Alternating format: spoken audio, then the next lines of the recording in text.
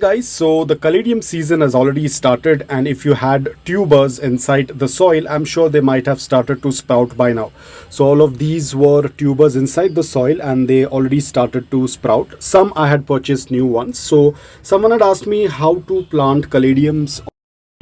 Now I don't have any tubers, but this was the only tuber that I could find, and this is going to give you a pretty much idea of what the tuber tends to look like.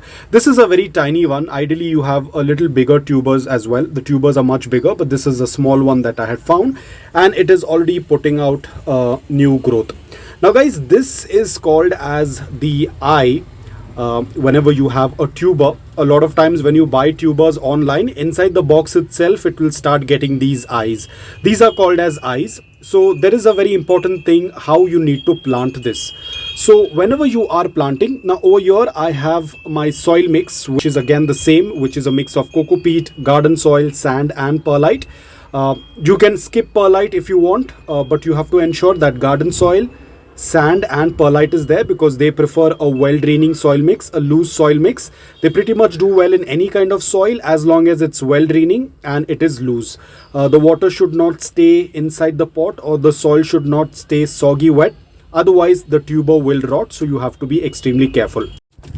So now I will show you how to plant the tuber. A lot of times people tend to buy the tubers rather than the live plants. I'm sure if you have the live plant, you know how to put the live plant into the soil. The leaves have to be above, and then the tuber should be. The tuber should go in around 2 inches. That's more than enough, not too deep. Otherwise it will be very difficult for the tuber to put out the eyes. Now over here, luckily I already have the eye. So the eye has to be above the soil. So we'll just put the tuber like this and cover it up with some soil.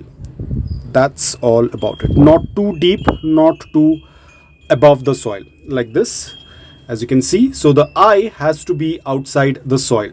Now because these are caladiums, we will go ahead and do a watering. Again guys, I don't use direct tap water. This is old water.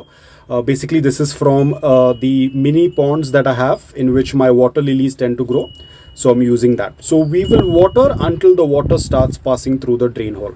And you can see my soil mix is very loose, very porous. The water immediately starts to get into the soil. It doesn't stay on the upper layer of soil. This is the type of soil mix that you need to have. And you can see immediately the water has started to release from the drain hole. So every pot should have a drain hole. So that's it. It's pretty simple. Always ensure that the eye is facing upwards. Probably you might get a tuber that does not have such a large eye, but you need to locate it. If you tend to see a small little sprout, ensure that that sprout is facing upwards and not into the soil.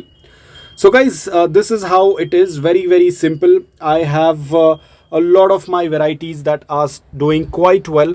I'm just waiting for them to put out a little bit of new shoots. As you can see, some of them have already started putting out a lot of new growth. So I'm very excited about it. Let's see how soon this collection tends to pick up. I do have quite a lot varieties of Caladium.